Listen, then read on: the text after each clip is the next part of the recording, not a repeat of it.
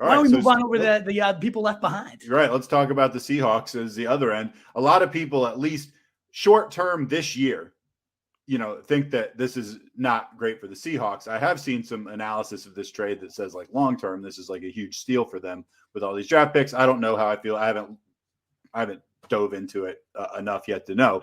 But as far as this year, you have the insanely talented duo of DK Metcalf and Tyler Lockett, who have fallen 13 and 16 spots respectively. You had them at 12 and 15. You now have them at 25 and 31.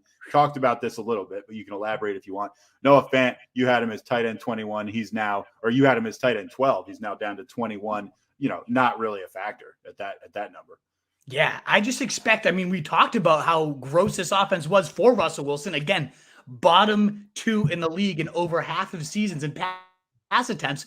That's not going to suddenly go up once a top 5 quarterback's out of their grasp. So I expect a even more run heavy, more establishing of the run, more just gross, slow, sluggish pace, trying to grind this out. That's what Pete Carroll's always done with a great quarterback under center. Never mind whoever it's going to be. It's obviously tough to analyze exactly what their prospect We'll see. without knowing who the quarterback is. Right now, it's Drew Lock, which would just be pure puke. Maybe they draft a rookie. Maybe they go up to Jimmy G. I don't know. But either way, it's certainly not going to be as good as Russell Wilson, no matter who walks in that door, at least not initially, maybe long term. I don't know. But which one do I prefer now? I think the bigger hit's going to happen to Tyler Lockett. Think about so much of his production on those insane catches and throws that like no duo would ever create other than those two. I don't think any of that trust is going to exist. In fact, you look at last year when Russ missed those 3 games, we saw Lockett drop by 5 points a game. DK Metcalf actually went up. Now, maybe that was the sinner narrative where he was having his orgies and Russell Wilson, faithful in Christ. And on that note, too, Cortland Sutton in his bio does say God-fearing. So that maybe a little bump over Judy. I know. That's amazing. It's like the Cup Stafford breakfast narrative. Exactly. Bible study narrative. Cortland Sutton and Russell Wilson. What if all of a sudden we start seeing guys at Denver start getting real religious? Yes. I will bump up whoever starts going to church. Anybody who the mood. we see carrying around a Bible at training camp is getting a 5-spot bump up. Yeah. If only we had known about the Breakfast Club. Look for Bible study. No doubt about it. I love that call. But I do think DK is kind of built to withstand whatever quarterback. In fact, 2 of his top 4 games last year happened with Geno Smith, DK, it's just one of those situations. We've seen it before. A big quarterback downgrade, it usually still sustains one receiver, but almost always dissolves and anybody else around him cannot. Especially a receiver like him. And I know that he was a disappointment last year in general.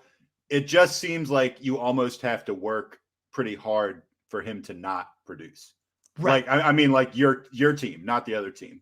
I just feel like it actually takes effort for DK not to get his just because, look at the guy.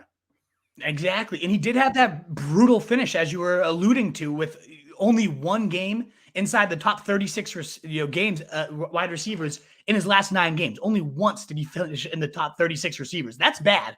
It was a really rough finish, but ultimately he did, as I said, his production was better without Russell Wilson than what it was. I'm not sitting here saying I wish Russell Wilson's gone and now I think he's going to have a better year, but he's the type of receiver that can sustain this loss, I think, at least better than a Tyler Lockett, who's relying on the deep shot, who's relying on that tight pinpoint chemistry in the red zone. So I think Lockett takes a bigger hit, but they both, as you can see, I think this whole offense takes a humongous hit no matter who's under center. And that also then downgrades Noah Fant, who might be the 3rd at best weapon in this offense. If there's any winners, I still don't think there is because of fewer red zone attempts. I think they're going to be really bad. They're going to be really bad this year. They're going to probably they already lean so hard on the running game. They might even put more of an emphasis on it. So whether that's Chris Carson coming off the neck surgery, whether they re-sign Rashaad Penny, it's still going to be sluggish, gross, again, low scoring offense. So I'm not sprinting to get to them, but if there's a single winner for Seattle, I guess it might be the run game. But yeah, Noah Fant, huge. At first I was like foaming. We can't. Wilson. I think we can't. We need to wait and see who ends up behind center for them. Right. We'll see what happens. But yeah, they were not good this year, and I cannot imagine they'll be as good this year as they were last year. What is up, you fantasy wolf? Thanks so much for tuning in. If you haven't already, share your thoughts in the comments, check out some more videos, and join the newest Wolfpack by subscribing below. you.